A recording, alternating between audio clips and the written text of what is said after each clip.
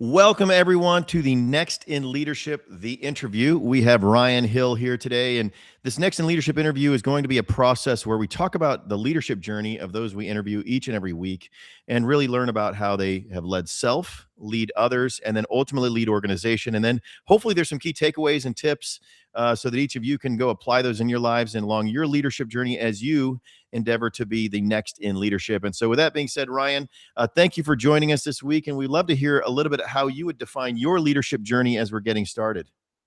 Yeah, thanks, Reed, for having me on today. Yeah, excited for this conversation.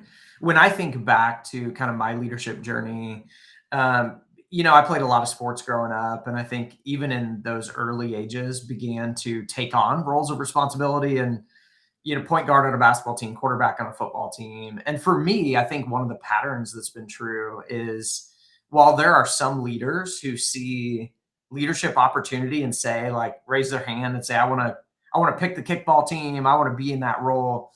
For me, what's been more common is to be a part of a team and then have others on the team say, hey, Ryan, would you take on more? Would you step into Mm. a role of leadership? Would you take on more responsibility? And so I was reflecting, and I've probably had, I don't know, 10 or 12 jobs over my, lifetime. I think I've only applied for one or two. But Mm. what's consistently happened is people have said, hey, would you, after doing well with the task you've been given, would you step up and give more leadership and more responsibility? And so I'm grateful for the opportunities I've had. Man, I've grown and learned along the way. I think about the leader that I am today, and by God's grace, I'm different than the one that I was 20 years ago. And it's been quite a journey that I'm excited for, thankful for along the way. Yeah, that's awesome. And, clearly, I think sometimes people say, are leaders born or they developed? I think it's a combination of both. And I think, as it sounds, at least in your case with the sports leadership roles, is you didn't run away from the opportunity. And I Mhm. think sometimes as leaders, that's what it takes. Someone that's going to step in there. There's a risk of being the captain of the team. There's a risk in being the person that takes a role. There's a risk in saying yes to what people are asking more of us. At the same time, that leads kind of in our first question here is I think early people that are asking you to be involved saw that you had, a great disposition of self leadership. And so, you were able to lead yourself well, and that opened up opportunities to be a captain on a team or in other organizations you were invited to join in a leadership capacity. So, what are some early things that you really learned as a self leader that really have applied to yourself? And is there a structure to that? Is there a Yeah. process to that? Or is there something that you identified in yourself early that others can take away and possibly apply to their lives? Yeah, one of maybe the biggest ones that's been helpful for me over time is just recognizing that I'm a unique person that God's created, and I don't need to be somebody else to step into a leadership role. And so, but that's taken some time to learn and some time to just grow and not feeling the pressure to be somebody else. I'm in the ministry world, and I even think of in early days of delivering sermons on a platform. Well, I looked up to guys who were incredible leaders and preachers, and yet if I tried to be Matt Chandler from a stage, that would be weird because that's not my personality and not who I am. And so I think one thing I learned early that I'm really grateful for is I'm a unique leader, and I need to lean into the things that I'm created to be and the person that I am and bring those strengths and those weaknesses to the leadership that I give. And so the more that I have like settled into a comfortability in my own skin, I think the more authentic I've been able to be as a leader. And I think that has been helpful in empowering others to be who they are. I'm not naturally, you know me, Reed. I'm not naturally kind of a salesman personality. If I sat in front of somebody and really just tried to hard sales pitch them on something, that would be different. That would be disingenuous. Instead, I'm going to lean in and learn about who they are and try to help them find the clarity and the fit that is there for them. And so, leaning into who I am as a unique person has been a key part of my leadership journey. Yeah, and I think a couple things I always say we're created on purpose for a purpose, Yeah, and my purpose is different than your yeah, purpose. And once we understand that about ourselves, that's the first step in self leadership. And then, I think the other thing that kind of was interwoven in there is you weren't concerned about other people's comparing you to someone else or even self comparison. I mean, many times we're the hardest on ourselves, and so you're looking at a preacher in this instance that you looked up to that you thought, and to your point, if we're just mimicking what they're saying or doing, it doesn't resonate. yeah. And And so that's it's a long really journey, right? Like that's a it's, long I journey. think early in leadership, you can feel all this pressure that I have to be what that person is, or I have to Right. lead in the way that that person leads. And over time, as confidence builds and as you begin to see success in leading the way that you're made to be, you just feel settled in that and confident and comfortable in that. Yeah, the first step is really understanding your purpose. The second Yeah, is not comparing your purpose to someone else's as less than or more than. I think so many yeah, people get trapped in that insecurity of I'm not as good as, or but what we don't see, what you don't see, is that early preacher's first sermons where they yeah, probably struggled, or their first leadership journey. I mean, we are comparing ourselves to the polished, developed leaders we look up to, not them at their very beginning, and that's really the yeah, start of any self leadership. And I yeah, think that's the same for me, right? I mean, my skills have developed over time, just as you, and I think that self leadership starts with saying, "Who am I?" and then how do I lead myself authentically? And that's what always resonates and starts our leadership journey. And so, as that became more clear, it sounds like you identified your self identity was there. You didn't get caught up in comparing yourselves to others, and others began to recognize that. And so, you had opportunities to lead others. And so, what was maybe an early opportunity for you to lead others? And what were some of your key learnings as you stepped into a leadership role, getting called into these jobs as a leadership role, or even as a in a sports role?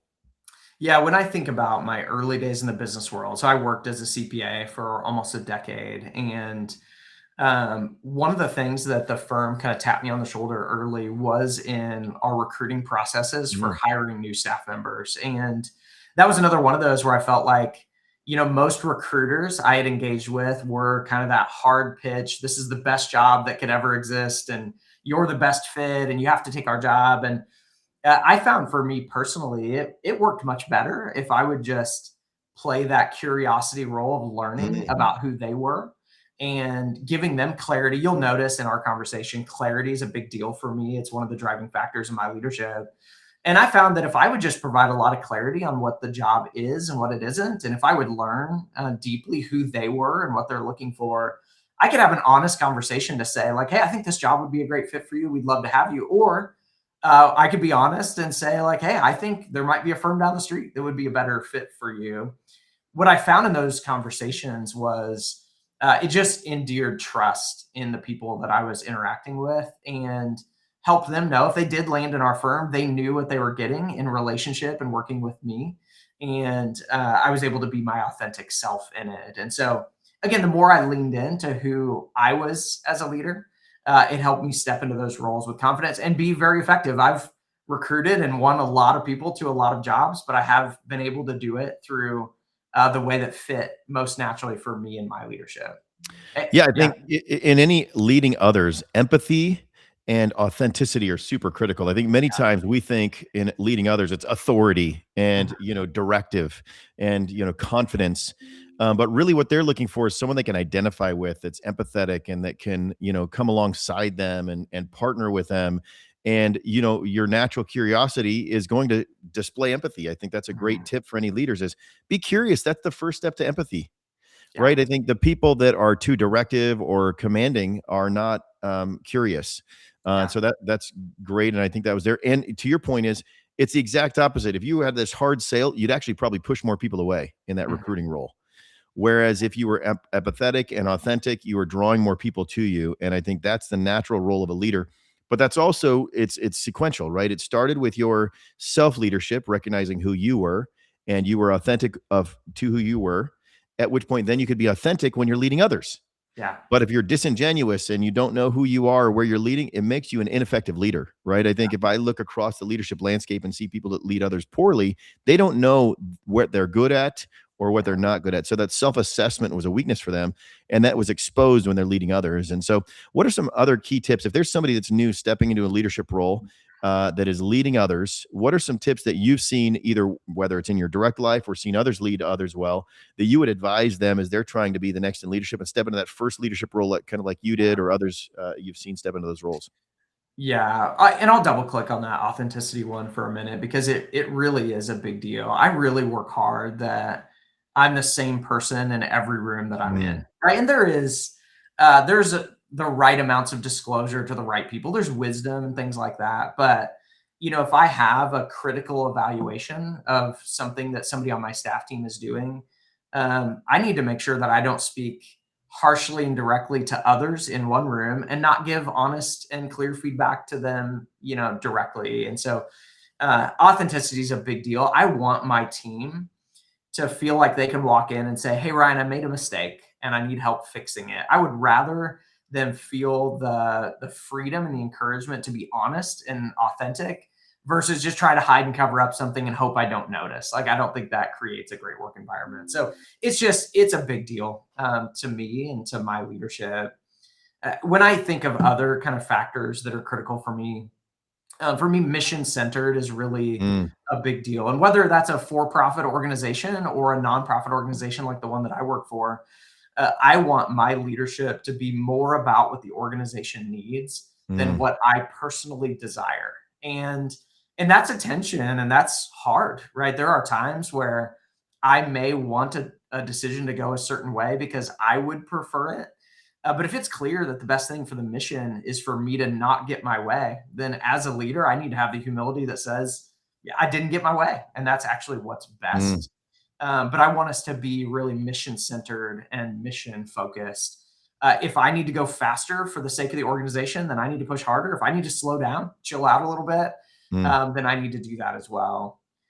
One that's been really key for me is just being a learner. I mean, you know this, Reed. You're a voracious learner in your leadership, and I want to be that. I want to model that for our team. We need to have the humility to say that we're walking into spaces that we don't know the best answer and the best way to Mhm. go. And we can either, again, just puff up in pride and act like we know, or we can go out and find the people and the organizations and the materials and the podcasts. And there's just this unbelievable amount of information out there that we can really grow and learn from. And so I want to lead the way in being a learner. Yeah, Probably the there's last one, Reed, that comes to mind for me when I think about leading others. It's something that was modeled by Jesus 2,000 years ago. And I think business leaders in the last couple decades have really picked up on, and I don't think they're trying to look for biblical principles, but I think they're leading with some biblical principles of this idea of being a servant leader. Mhm. I try to end all of my one-on-one meetings with the staff that I'm giving leadership to by saying, how can I help you? Like, how can I bring my influence, my leadership, my resources to help you accomplish what you're being tasked to do? For my team to know that I'm not just like demanding of them to go get the job done, but I'm also here to support and encourage and help is a big thing in the way that I lead and in the way that I'm trying to model leadership among our team. Yeah, I'm gonna try to extract what I think are 4 points there, Yeah, and hopefully we can get them here, but I think it's authenticity over policy.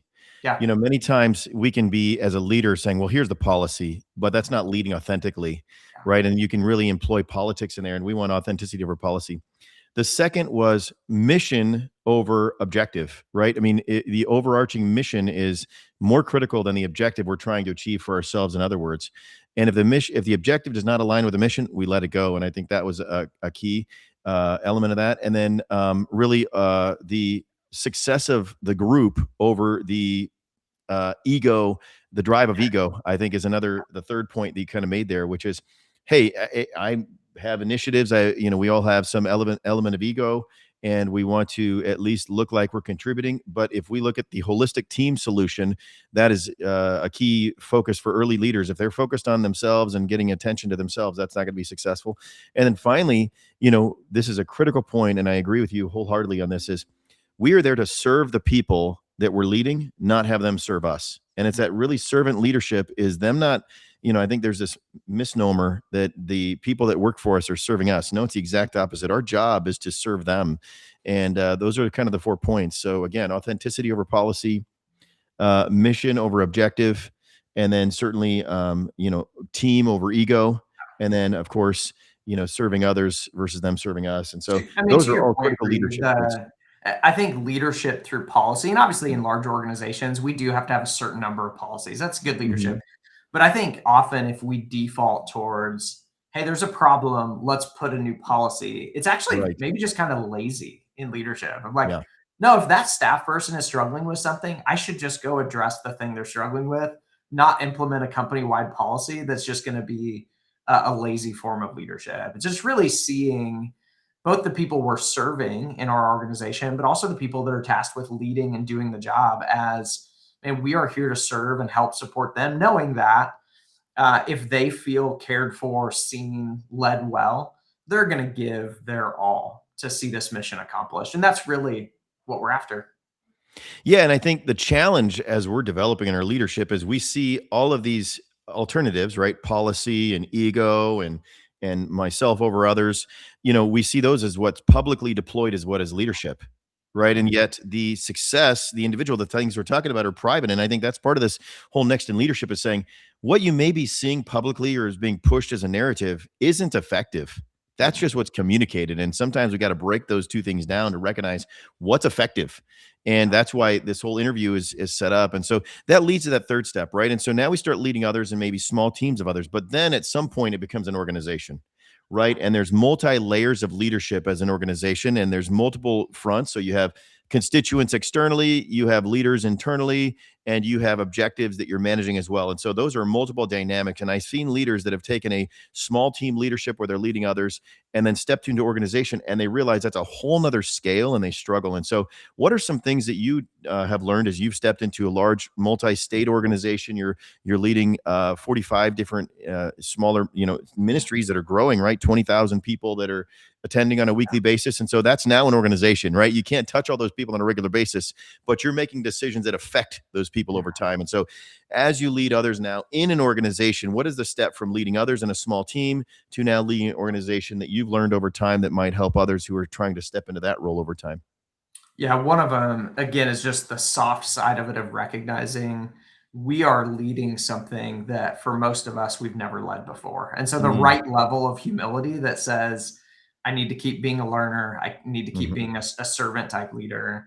As we think about translating to more organizational wide, um, again, one of the kind of heartbeats for me that's always been true is clarity is so critical in mm, thinking about leading organizations. mhm, There's a saying in like the ministry world when thinking about preaching from a stage that if there's a mist in the pulpit, there's a downpour in the pews or the mm, audience. And this mhm. idea, like, if the leader's a little bit fuzzy, those Right. that are being led, it's chaos and confusion. Sure. And so when we're thinking about, leading the churches and college ministries across the country that are, yeah, 40, soon to be 45, we believe in the next 15 years will be 400.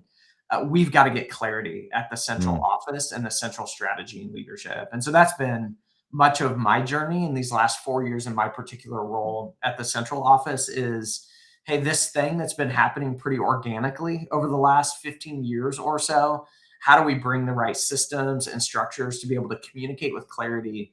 Who are we and where are we going?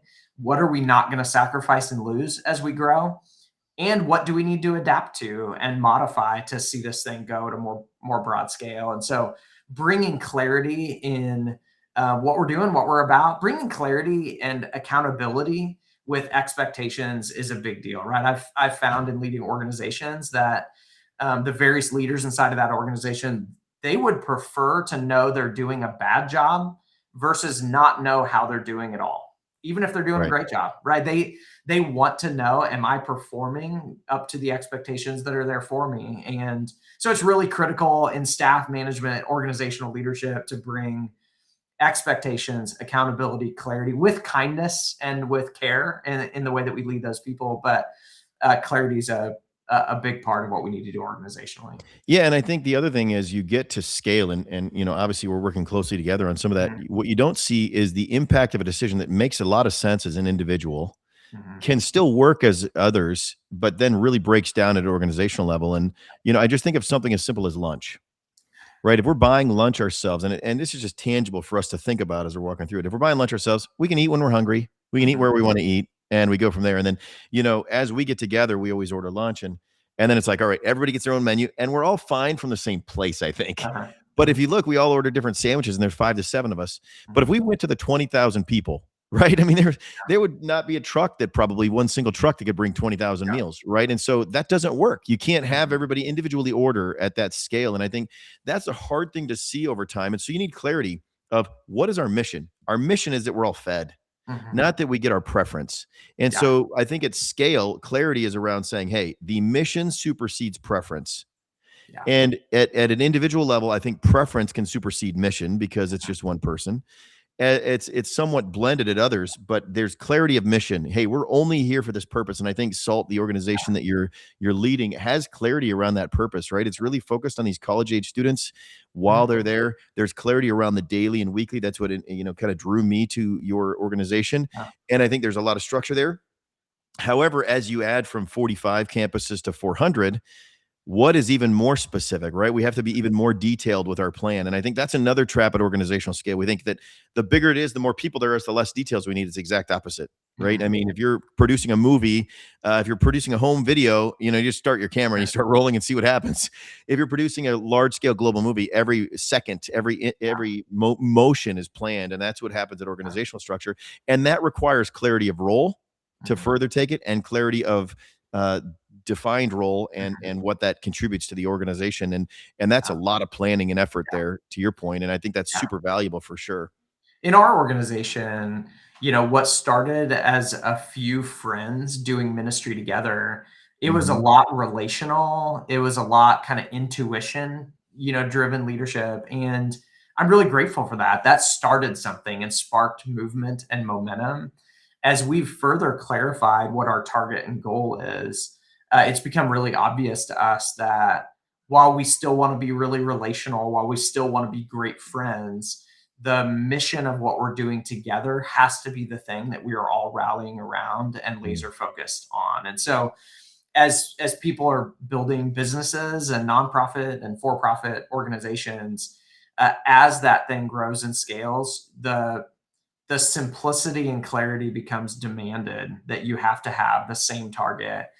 But it doesn't mean it's not complex. You Right. do have to have clarity on what does employee number 2000 do at a very granular level, because they need to know how to execute for the broader mission and the broader objective. And so we're working through all those, trying to learn. And that's, part of our relationship with you, Reed, is looking at someone and an organization who has gone to places we've never gone before. And we're saying, all right, how do we apply what you've done to what we're trying to do, so that we can scale in a way that's healthy and reproducible? Yeah, and I think in that there's a couple things, we have to do to let go, right? We have to let Mhm. go of things that maybe were details we could handle Yeah, when the organization was smaller, but there's yeah, certain things we never let go of. In fact, we doubled down on, and that's mission and mhm, vision, right? They yeah, have to hear that from the highest leaders, and they have to be clear and relevant to that yeah. individual. And I think you guys do a great job of clarifying that to all parties in the group, and really defining that going forward. And so, as we kind of transition to the kind of the close of this, is where do you see this leadership journey going, right? You've invested in yourself, and it was clear early on that you made good progress, and others saw that in you and offered a role to you. As you led with others, there's that authenticity that we're leaning into, and focus on team. And then now here we are with clarity and mission at an organizational level. And where do you see that journey taking you really over the next 5, 10, or as you said, 15 years? And what else is left for you to learn? Where do you see that you would lean in for your leadership journey along that path? Yeah, there are some of the concepts we've hit on already of just learning. If we really are going to be an organization across all 50 states in more than 400 locations, we've never done that before. And so, Mhm. in fact, next year when our organization takes that next step of growth, we've never done that before either. So every Right. year from here on out, so we've got a lot of learning to do, but I'm grateful. There's a lot of opportunities to lead.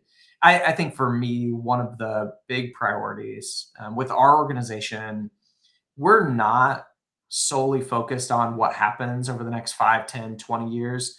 We are trying to see something happen that would last 100 Mm. years, 200 years, 300 years.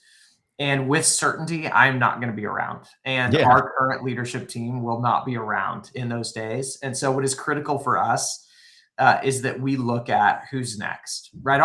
We've said often that if God does what we believe He's going to do in our organization, it will have a significant impact on the kingdom of God in the United States. And we're praying that that would be true. We're excited for that.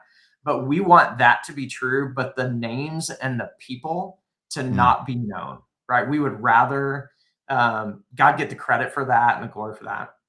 But when I look 200 years out, there's going to be different people leading what will be a different organization. And we'll never get there if we, as current leaders, say, this is my thing to lead my way until I'm ready to say I'm done with it. And then I get to dictate all of those terms.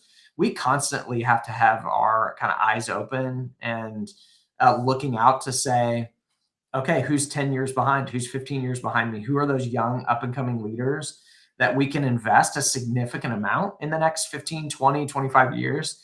And then joyfully hand over leadership and watch them go further and farther than we could have gone on our own. And so it is, and fitting obviously in this conversation that you're having of who is next, and who do we invest in and prepare for the leadership task that's ahead. None of us want to stop leading and have the doors closed the next day. Like that would Right. be a sad legacy to live, that it all depended on us. And when we were done, it was done. Man, I want this thing to last far beyond me and our current group of leaders.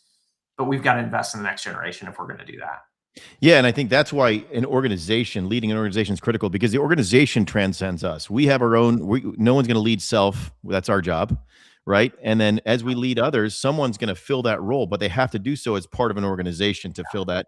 And that leads to the purpose of this whole interview, which is next in leadership, right? And so just as you were invested in early and I was Yeah. invested in early, and we learned how to manage self and lead self well, then we began to lead others, and now we're leading organizations. We then want to pass this forward, help teach others how to lead self well so they can step into these roles and fill the seats vacated as we age and the organization grows and new opportunities come. And that's the super critical part of next in leadership. And so I thank you for sharing your insight and your humility. And I think, I've gotten to know you over the last year or so here. And, I think the thing about leadership and specifically you, I think you're a very humble and intentional and empathetic leader. And so it's great to see that you have an appropriate piece of self. But I can say, as someone that's been in your sphere, that it's true. You're right. It's not just something you aspire to do, but it's something that you live out. And that leads to authenticity, right? If Yeah. we believe something about ourselves, but don't live that out, then we're not truly being authentic. But I can tell you, as someone that's been in your sphere, that's there. And I think that's what's leading this impact. And the organization continues to grow under your leadership as a result. And I think it won't stop from here. And so I'm excited to see what happens. And I hope that those who are listening here recognize that there's an opportunity from this, right? But they can step into the next in leadership. They can step into the organization, the salt company organization, and be developed just as Ryan's been developed, and maybe directly by Ryan and others that are in the organization, so that you can truly take that next leadership step. And just as yours has, you said 10 or 12 stops along the way, mine has been similar. It's not about a destination of a job, right? It's about our development as individuals that'll create opportunity going forward. And I know that's your heart for sure. So Ryan, thank you for joining us today on the Next in Leadership interview. We're excited to share your story with others, and excited to see there. Any closing thoughts you have as there's someone that's listening tonight today and may want to step into the next step of leadership? Yeah, one of the things that I feel like I do, and it's not maybe the most natural thing for me, I'm maybe not as feely maybe as other leaders, but one of the things that I have found is important for me to do is bring a sense of belief that something significant can be accomplished. I think among a lot of young leaders, there's a lot of ambition and a lot of eager, but sometimes a bit of doubt of like, could we Mhm. actually together accomplish something really big and significant? Now, and as I'm getting older, as I've seen more things happen, I'm able to just tell stories and say, look what's happening, look what can be accomplished, believe, like believe and go hard. And so for those young leaders that are just starting their leadership journey, wondering, hey, will I ever have an opportunity to make a significant difference in whatever organization I'm in? You absolutely can. There's opportunity out there, and believe it and chase really hard after it. And so, Reed, I'm super grateful for you. And yeah, the pouring in that you've done to Salt Network already, we've benefited tremendously from. And yeah, we're looking forward to continuing this leadership journey together. Well, it's a great place to close. Believe in yourself if you're listening, and believe in others around you. And then you can believe in the organization. And as a result, you'll believe in the next generation of leaders. So thank you for your time, Ryan. We look forward to seeing the impact your organization has in the decades to come. And have a wonderful rest of your week. Thanks so much, Reed.